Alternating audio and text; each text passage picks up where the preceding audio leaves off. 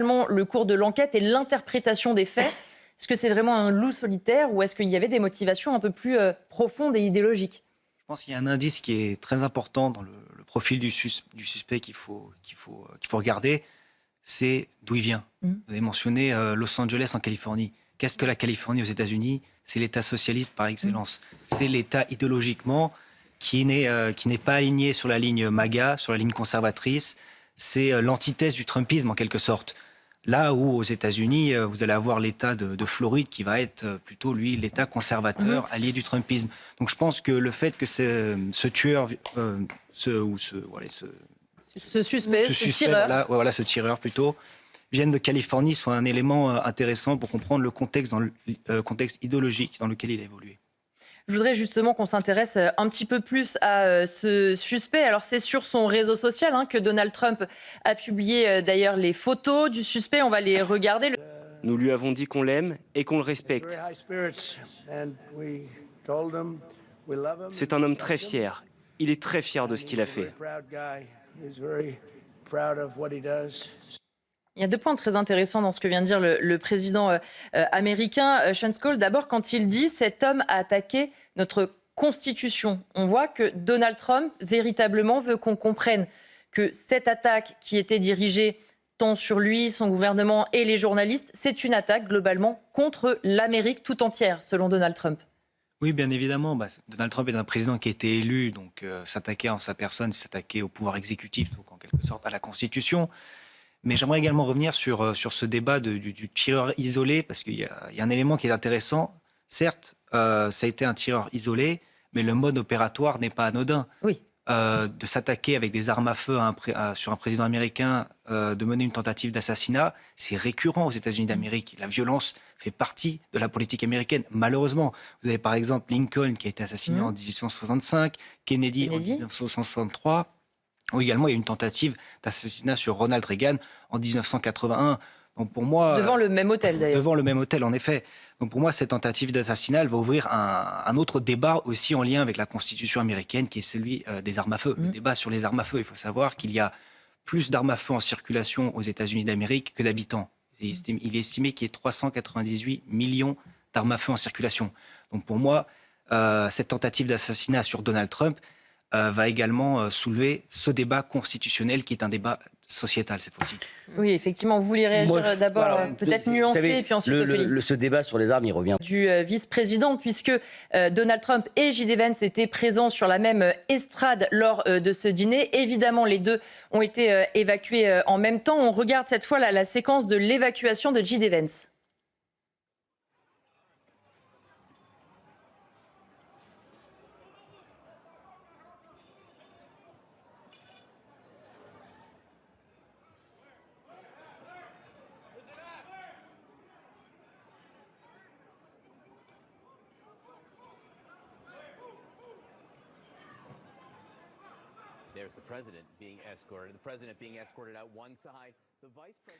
C'est vrai que Sean Skoll, ce qu'il faut aussi rappeler sur cet événement, c'est qu'au dîner des correspondants, on l'a vu, il y a le président américain, son vice-président, toute une partie du gouvernement qui est présent, autant de cibles. Et effectivement, on se dit, et c'est toujours cette question qui revient, comment est-il possible que des hommes et femmes aussi protégés et risquer leur vie cette nuit? Parce que là, pour le coup, ne serait-ce que le fait qu'il y ait le président, le vice-président à la même estrade, s'il y avait eu un drame, on imagine à quel point l'Amérique aurait été déstabilisée également.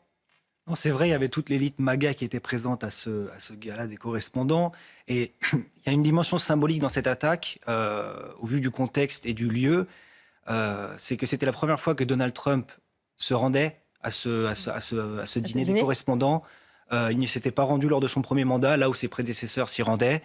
Donc déjà, je vois une certaine dimension symbolique. C'est la première fois qu'il était là. Et comme vous l'avez dit, ce n'est pas la première tentative d'assassinat du président américain. Et le deuxième point, en effet, ça pose question sur la sécurité du président et de son organisation. Car suite à l'attentat de Butler en Pennsylvanie en juillet 2024, le Secret Service avait pris acte de cette tentative d'assassinat, s'était réorganisé. Et là, en effet, qu'un individu puisse passer le barrage sécuritaire lorsque tout le gratin MAGA, toute l'élite MAGA est présente à un seul et même endroit, pose de sérieuses questions quant à cette réorganisation du Secret Service. Et on entendra aussi un certain nombre de témoignages tout au long de l'émission de journalistes notamment qui étaient sur place et qui expliquent cette scène un peu de chaos où personne ne semblait comprendre ce qui se passe. Je voudrais qu'on regarde aussi ce que disait Oz Perlman. Je ne sais pas si vous vous en souvenez, mais dans le sujet qu'on vous a montré au tout début, c'est le mentaliste qui se trouvait à côté de Donald Trump au moment où les tirs ont retenti, où il y a eu cette scène de panique. Il était malheureusement aux premières loges et il dit ceci: j'étais au milieu de mon spectacle pour le président et sa femme quand j'ai levé les yeux et vu la confusion. J'ai pensé qu'une bombe allait exploser ou que des coups de feu avaient été tirés. Les services secrets ont agi rapidement et professionnellement pour nous protéger tous. Nous nous sommes allongés par terre à quelques mètres du président Trump, les yeux dans les yeux. C'était probablement le moment le plus effrayant de ma vie et je ne l'oublierai. J'ai envie d'être quand même assez près du public et on rappelle ce que vous disiez à l'instant. On imagine aussi un Secret Service qui a envie de mettre plein de choses, aussi des conditions de sécurité, mais les Américains votent aussi pour Donald Trump, pour son contact direct, son ton très direct, et pas pour un homme qu'on mettrait dans une cage extrêmement protégée. C'est aussi ça, sans doute, qui fait qu'il peut devenir une cible. Oui, bien sûr, ça c'est le style politique de Donald Trump qui peut rendre le travail du Secret Service difficile, mais il faut quand même le mentionner, le Secret Service, c'est un service secret, un service de protection présidentielle inégalé au monde. Quand le président américain, par exemple, se déplace à l'étranger, ils prennent leur propre voiture. Oui. Il y a des milliers de personnes qui se déplacent avec lui. Oui. Il y a également, le président américain, c'est le seul président à ramener ses propres services secrets. Par exemple, quand Emmanuel Macron va dans un pays étranger, c'est le service secret du pays qui prend exactement le relais. qui accueille. Voilà, donc il y a vraiment toute une machine autour de Donald Trump. Et en effet, son style politique, qui est celui d'être dans les médias, d'être clivant avec ses tweets, de vouloir se mettre en avant. Il appelle directement Fox News, Voilà, en live. peut rendre Peut-être qu'il On appelle un contact direct. Peut-être qu'il appellera CNews, hein. Bah écoutez, j'ai mon téléphone à côté de moi. Voilà, donc ça pose la question d'un président qui se met constamment en scène comme ça. Est-ce qu'il n'y a pas également là, cette tentative d'assassinat n'illustre pas un certain retour de bâton, cette fois-ci négatif, qui est qu'à force de se mettre en scène comme cela, Donald Trump ne devient-il pas une cible pour ses opposants et ses détracteurs? Et on a entendu justement Donald Trump vanter, et à raison, le Secret Service qui lui a sauvé la vie. Et on pense aussi à cet agent qui a été blessé, mais heureusement qui est sauf grâce à son gilet pare-balles. En revanche, Donald Trump a quand même égratigné la sécurité plutôt de l'hôtel. Lui-même le reconnaît, je le cite, ça n'était pas un bâtiment particulièrement sûr. On écoute Donald Trump. Nous avons regardé toutes les conditions. On pourrait totalement continuer ce dîner comme il était prévu. Oui, alors 2 points. Le premier, j'aimerais revenir sur la dimension religieuse de l'électorat trumpiste. Il faut le rappeler quand même, c'est vrai que cette tentative d'assassinat peut donner une dimension christique à Donald Trump et également le relancer dans les intentions de vote et les sondages au vu des élections de mi-mandat. Parce qu'il faut le rappeler, en 2016, Trump a gagné en mobilisant l'électorat évangélique blanc qui ne votait plus.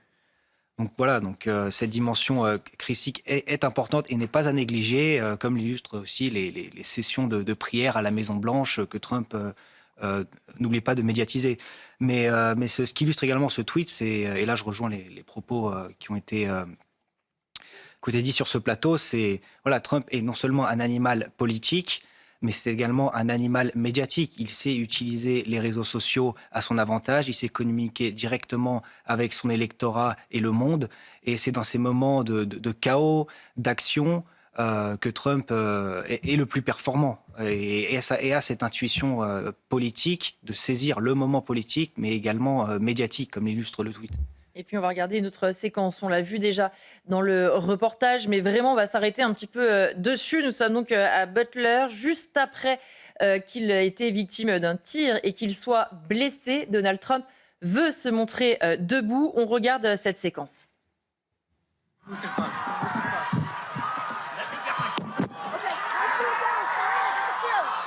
out.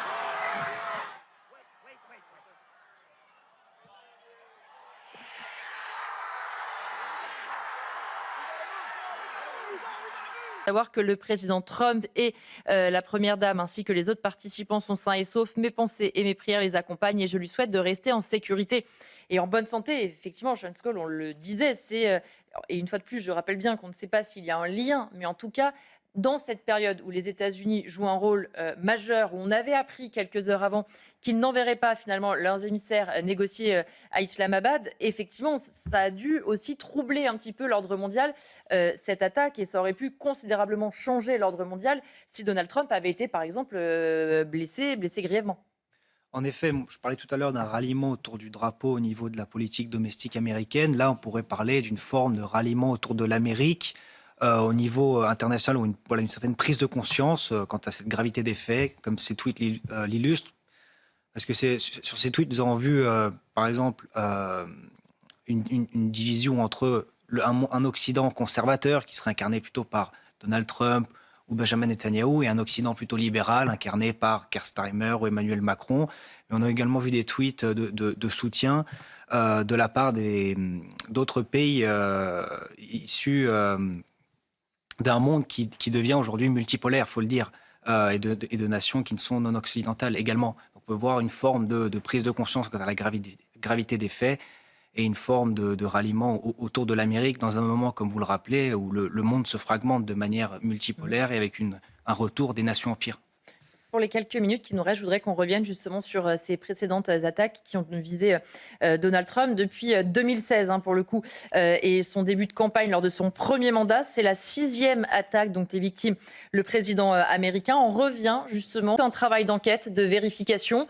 Ils étaient plus en sécurité sans doute dans la salle que tous qui ivraient à eux-mêmes dans l'hôtel. Donc ça veut dire que du côté aussi de la sécurité, il y a eu sans doute un petit flottement de comprendre vraiment ce qui se passait et l'ampleur, entre guillemets, de l'attaque.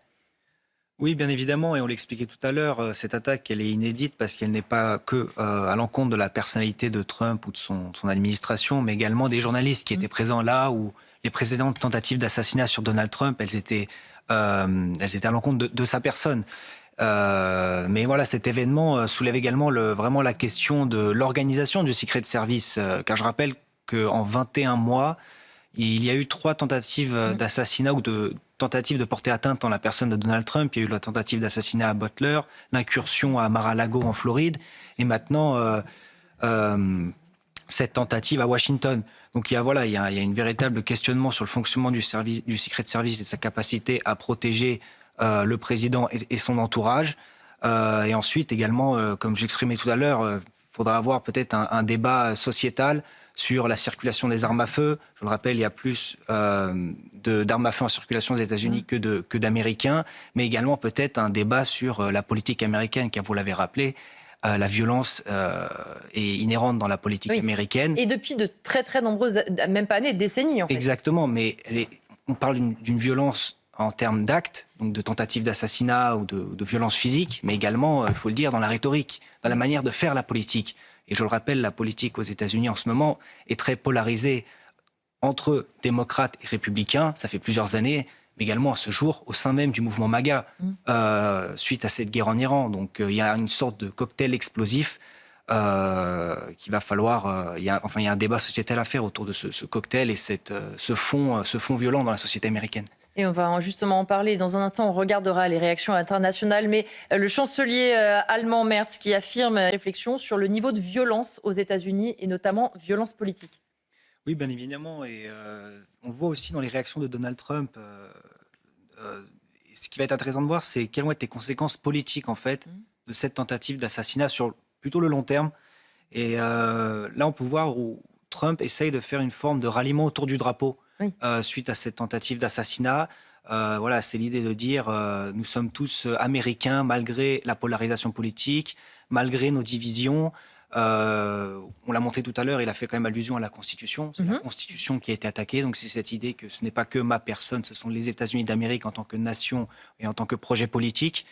Donc je pense que sur le long terme, voilà, Trump espère une forme de ralliement autour du drapeau. Il faut le dire, à 6 mois des midterms, il est mal en point pour les midterms parce qu'il a raté son ralliement autour du drapeau sur sa guerre en Iran.